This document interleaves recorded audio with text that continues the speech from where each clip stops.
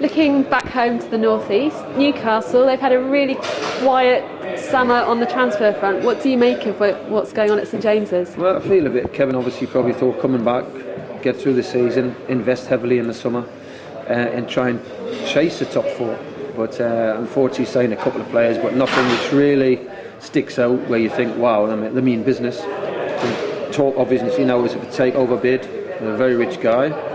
I think if Mike Ashley isn't going to invest in the team now, then he should basically sell, take your money, take the profit, and move it on and help this guy give Kevin some money to spend. And I think we know they need probably 4 or 5 players, and I'm sure Kevin knows that. They haven't had a good pre-season.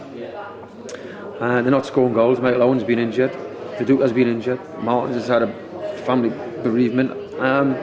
So the key players, it's not looking good for them at the minute. They need to get them back, need to get them fit. And realistically, I can see Newcastle at this minute in time probably being middle of the table.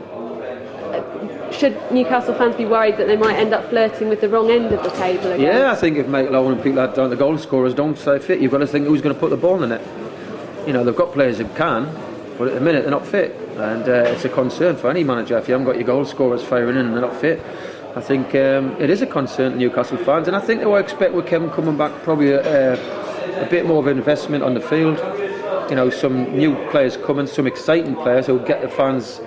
Geordie fans love to be excited and they love to see dribblers and creative players, and we haven't seen anybody come in on that. So it's probably a little bit of frustration for the fans as much as it is for Kevin. But as I say, it's down to Mike Ashley. If he doesn't want to invest, then hopefully he can get this bid which can come in will give Kevin some money to buy them type of players the fans want to see. One player who is coming back is Joey Barton.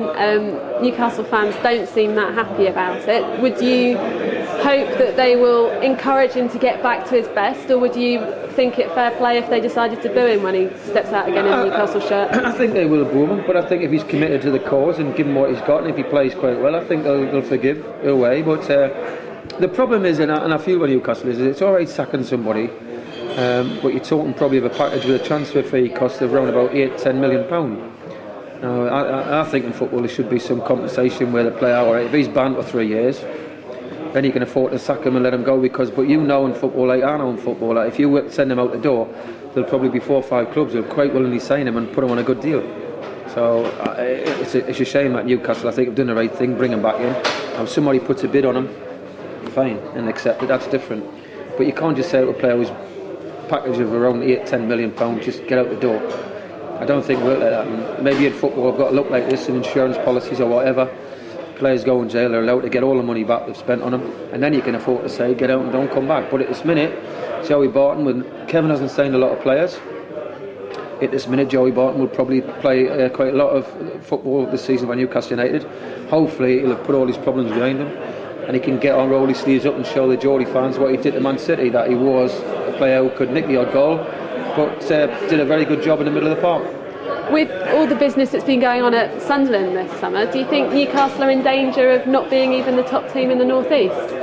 I don't think Sunderland or Middlesbrough. I think Middlesbrough could be a surprise package. They've got a lot of good young players, invested on a few Dutch players.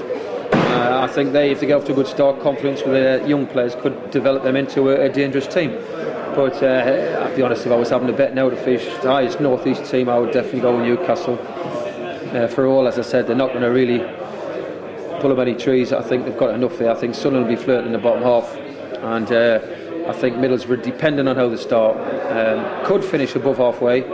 But Middlesbrough's about confidence. I think they've got a young squad, and if the confidence is dented early, it could be a long, hard season for Gareth Southgate's team. And finally, your tip for the title? Man United or Chelsea, flip of a coin. Depends on injuries, depends on suspensions and whatever. Whoever gets the least injuries to the key players will win it, and for me it's definitely between them two.